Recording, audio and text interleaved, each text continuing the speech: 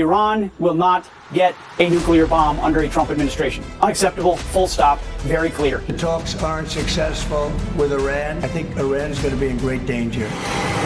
नाजरीन, इसराइल और सियोनी लाबी का दबाव काम कर गया। अमेरिका ने दोबारा से ईरान के साथ सिंग फंसाने की तैयारी कर ली है। अमेरिका को यकीन है कि ईरान एटम बम बना चुका है, लेकिन उसे सिर्फ खौफ इस बात का है कि ईरान कहीं तजर्बा करके खुद को एटमी ताकत डिक्लेयर न कर दे, क्योंकि आलमी तवानाई एजेंसी के माहिरीन भी इस बात पर मुत्तफिक हैं कि ईरान ने इतना यूरेनियम अफज़ूदा कर लिया है कि वो बआसानी एटमी हथियार तैयार कर सकता है। अब सूरत हाल ये है कि एक तरफ ओमान में अमेरिका और ईरान के दरमियान मुज़ाकरात का पहला राउंड इंतहाई मुस्बत रहा, लेकिन इसके अगले ही रोज़ पेंटागन के सरबराह ने धमकी दे दी है कि हम ईरान को हर सूरत एटमी कुव्वत बनने से न सिर्फ रोकेंगे, बल्कि ईरान को जोहरी बम बनाने से रोकने के लिए अमरीकी फ़ौज तैयार खड़ी है। अमरीकी धमकी पर ईरान ने करारा रद्द-ए-अमल देते हुए खबरदार किया है कि हमारे दुश्मन हर धमकी पर ईरान के दंदान शिकन जवाब का सामना करेंगे। एक और डेवलपमेंट आपके साथ शेयर करें कि अमेरिका और ईरान में होने वाले मुज़ाकरात पर इसराइल के पेट में मरोड़ उठना शुरू हो गए हैं। इसराइली अखबार यरूशलेम पोस्ट ने अपनी रिपोर्ट में दावा किया है कि इसराइल को अमेरिका और ईरान के दरमियान होने वाले मुआहदे पर तशवीश है, और इस सिलसिले में सियोनी इंतज़ामिया ने अमेरिका को अपने खदशात और तहफ़्फ़ुज़ात से आगाह भी कर दिया है। इसराइल के गज़ा पर मुसलसल हमले जारी हैं। सियोनी फोर्सेस ने पिछले 48 घंटों में गज़ा पर वहशियाना बमबारी करके 90 अहदाफ को निशाना बनाया। इसराइली फ़ौज की कोशिश है कि बमबारी करके हमास का सुरंगों का नेटवर्क तबाह किया जा सके। हमास ने इसराइल को खबरदार किया है कि वो ताकत का इस्तेमाल करके अपने यरगमालियों को रिहा नहीं करवा सकता। इसराइली हमलों के जवाब में यमन की मुसल्लह अफवाज ने इसराइल पर मिसाइल दागे, जिसके बाद तेल अवीव समेत मुख्तलिफ शहरों में सायरन बज उठे और पूरे इसराइल में खलबली मच गई। एक और ख़बर आपके साथ शेयर करें कि रूस ने यूक्रेन पर एक बार फिर मिसाइल हमला किया है, जिसमें इब्तदाई इत्तलात के मुताबिक कम से कम 50 अफराद मारे गए, जबकि दर्जनों जख्मी हो गए।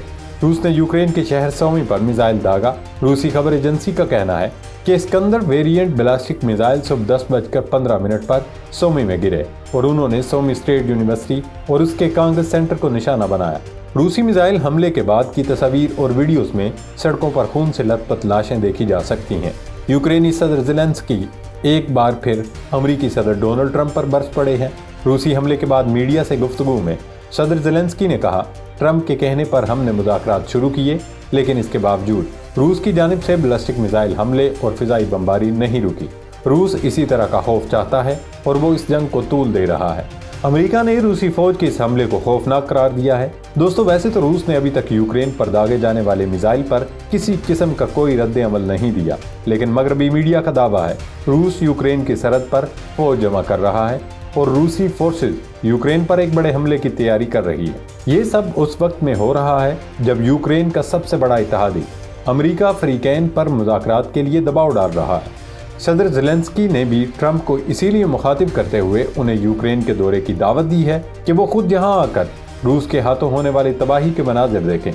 नाज़रीन, मशरिक़ वुस्ता का जिक्र करते हैं, जहाँ इसराइली फ़िज़ाइया ने पिछले 48 घंटों में गज़ा की ईंट से ईंट बजा डाली है।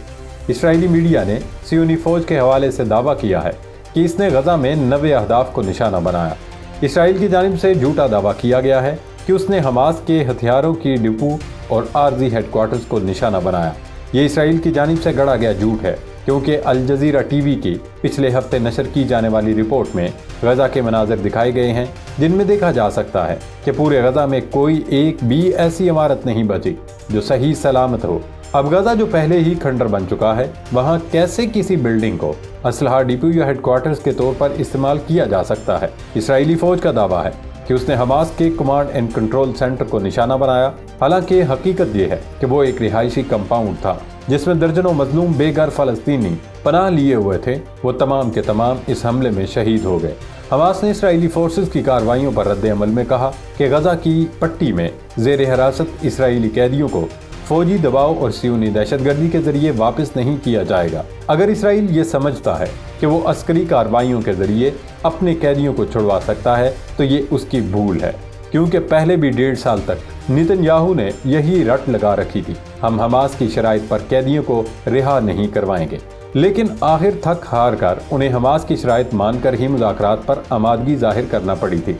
हमास का कहना है कि आम शहरियों के खिलाफ सियोनी जारहियत एक खूनी मुजरमाना पैगाम है, جس کا مقصد مزاحمت پر فوجی دباؤ ڈالنا ہے۔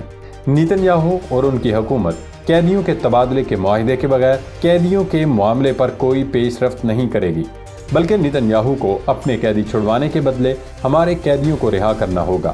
دوستو، اسرائیلی فوج کے غزہ پر حملے کے جواب میں یمن کے حوثیوں نے صہیونی دارالحکومت تل ابیب کو نشانہ بنایا۔ یمنی فوج کا دعویٰ ہے کہ اس کے میزائلوں نے کامیابی سے ہدف کو نشانہ بنایا، جس میں بھاری جانی اور مالی نقصان اٹھانا پڑا۔ اسرائیل کا دعویٰ ہے کہ اس نے یمن سے داغے گئے دونوں راکٹوں کو ناکارہ بنا دیا ہے اور اس دوران غلطی سے سائرن بجے۔ حماس کے عسکری ونگ القسام بریگیڈ کے ترجمان ابو عبیدہ نے قابض اسرائیل کے خلاف مزاحمت اور فلسطینی عوام کی حمایت میں یمن کے عزم کو سراہا۔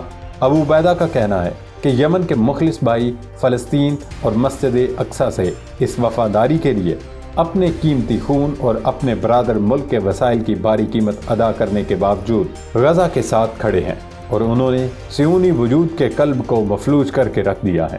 فلسطین اور اس کے عوام اپنے شانہ بشانہ اس باوقار موقف کو کبھی فراموش نہیں کریں گے۔ ناظرین، امریکی وزیر دفاع پیٹ ہیگزیت نے کہا کہ امریکہ ایرانی جوہری پروگرام کے سفارتی حل کے لیے پر امید ہے کہ سفارتی کوششوں سے ایران کو جوہری بم بنانے سے روکا جا سکے۔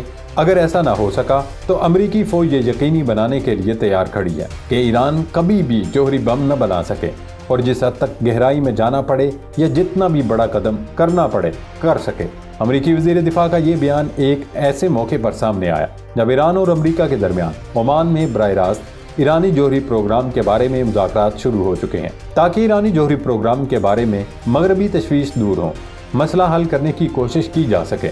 امریکہ کی جانب سے یہ بیان صہیونی لابی کے دباؤ کے باعث دیا گیا ہے، کیونکہ خود اسرائیلی اخبار یروشلم پوسٹ نے دعویٰ کیا ہے کہ امریکہ اور ایران کے درمیان مذاکرات کے آغاز اور امریکہ کی جانب سے پہلے راؤنڈ کی بات چیت کو مثبت قرار دینے پر اسرائیل نے شدید تحفظات کا اظہار کیا ہے۔ ظاہر ہے اسرائیل کا پلان تھا کہ امریکہ کسی بھی طرح ایران پر حملہ کر دے تاکہ وہ اس کے ساتھ مل کر جنگ چھیڑے اور گریٹر اسرائیل کی راہ ہموار ہو سکے۔ ایران کے سپاہ قدس کے ڈپٹی کوارڈینیٹر نے اسلامی جمہوریہ ایران کے ڈیٹرنس پاور کے بارے میں کہا کہ ہمارے دشمن جانتے ہیں کہ ہر دھمکی یا جارحیت پر اسلامی جمہوریہ ایران کے دندان شکن جواب کا سامنا کریں گے۔ تہران میں منعقدہ ایک پروگرام سے خطاب میں اسلامی جمہوریہ ایران کی سپاہ قدس کے ڈپٹی کوارڈینیٹر جنرل ایرج مسجدی نے کہا کہ مذاکرات اگر منطق، احترام اور عزت کے ساتھ ہوں تو مثبت نتائج نکل سکتے ہیں۔ ہم کبھی بھی امریکہ کے ساتھ کمزور پوزیشن پر مذاکرات نہیں کریں گے، اور اگر امریکہ کو لگتا ہے کہ وہ اس طرح سے دباؤ ڈال کر یا دھونس کے ذریعے من مانی کر سکتا ہے تو یہ اس کی بھول ہے۔